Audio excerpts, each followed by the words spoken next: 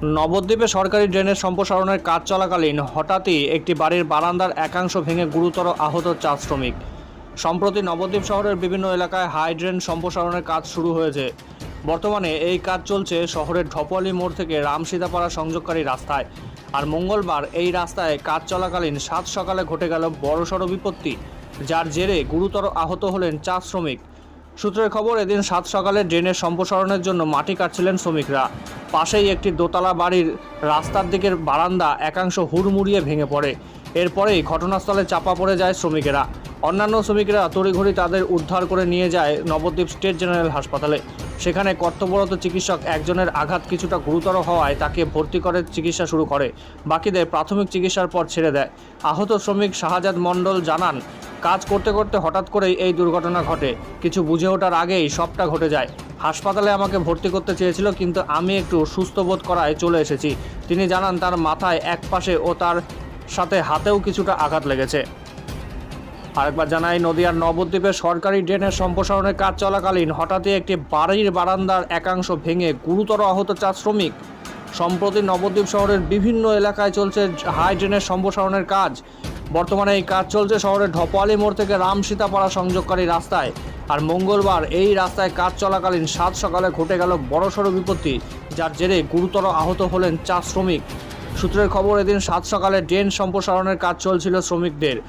পাশেই একটি দোতলা বাড়ির রাস্তার দিকের বারান্দার একাংশ হুড়মুড়িয়ে ভেঙে পড়ে। এরপরেই ঘটনাস্থলেই চাপা পড়ে যায় শ্রমিকরা।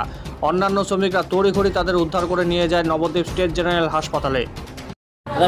কটা নাগাদ আপনার সাথে এই ঘটনাটা ঘটেছে? 9টা নাগাদ। আপনি কাজ করছিলেন তখন, দিয়ে হঠাৎ করে হুড়মুড়িয়ে ভেঙে পড়ে। এটা কি মনে হয় যে কী কারণে ভেঙে পড়তে পারে? পুরনো পাঁচিল।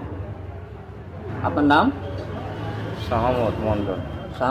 আপনার বাড়ি কোথায়? আনন্দবাস। এটা কোথায় কাজ হচ্ছিল? রামসীতাপাড়ার সরকারি ড্রেনের। এখন কি সুস্থ আছেন মোটামুটি? এখন একটু সুস্থ আছে।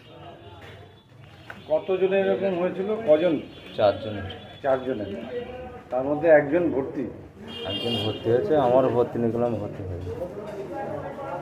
আপনার কি শুধু মাথায় আর কোথায় কোথায় লেগেছে? মাথায়, পায়ে আর বলছি তো, এখানে কটা নাগাদ এই সমস্যাটা হয়েছিল?